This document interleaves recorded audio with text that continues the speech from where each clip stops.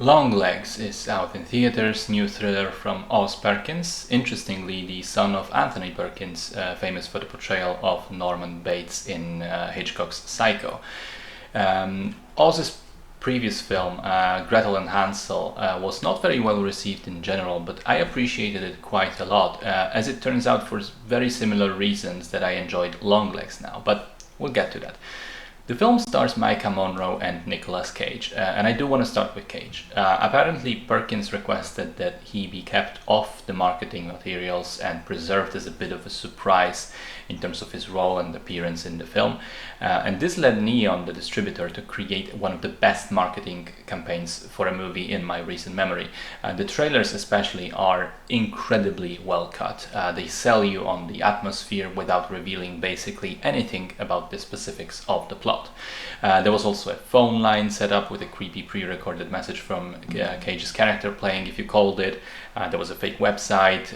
There was a bot on the Neon website responding to some people's comments and reviews in code, in character as Longlegs. All of that resulted in a lot of hype for the movie. And having seen it now, I have to say it probably doesn't quite live up to the incredibly high expectations. But it's close, and it is certainly a good movie. I'll also try not to spoil too much. The very basic premise is similar to Silence of the Lambs. A young female FBI agent is assigned to a serial killer case. Someone is murdering entire families and there is no obvious pattern and no trace of the killer except for coded letters left at each of the scenes, hinting at a satanic angle. Now, I've gone back to actually rewatch my own review of Gretel and Hansel, and I'm amazed at how much of it applies to Longlegs as well. Once again, it's a film marketed as a straight horror, but in reality being more of a creepy, unsettling thriller, without so many directly scary scenes, but instead a dense, unpleasant atmosphere. Once again, the cinematography is top-notch, very evocative, very well thought out. In the case of Longlegs, using light and camera lenses to great effect, often using a wider lens to incorporate negative space into the frame.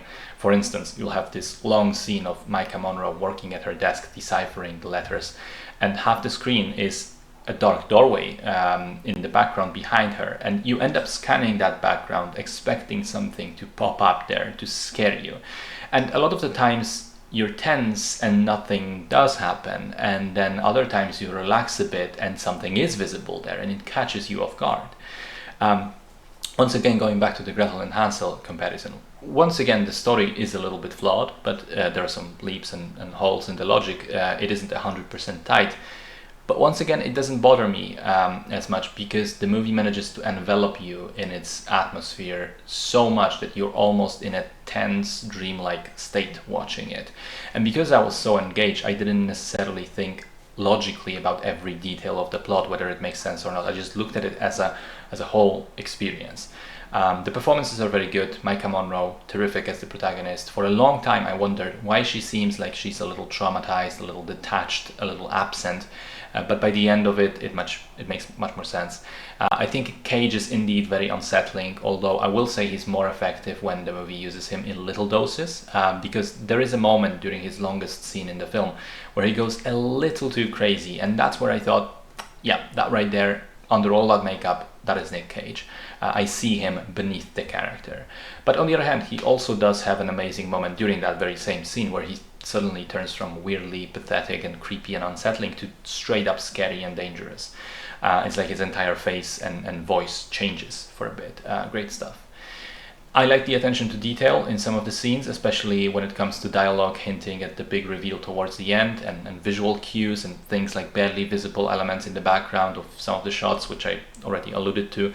And in general, I just loved the vibe of the movie. I get that it's maybe not the thing that was marketed. Again, it's less scary and more creepy, and I get that some people will point to the logic holes in the plot and say they diminished their enjoyment of the movie.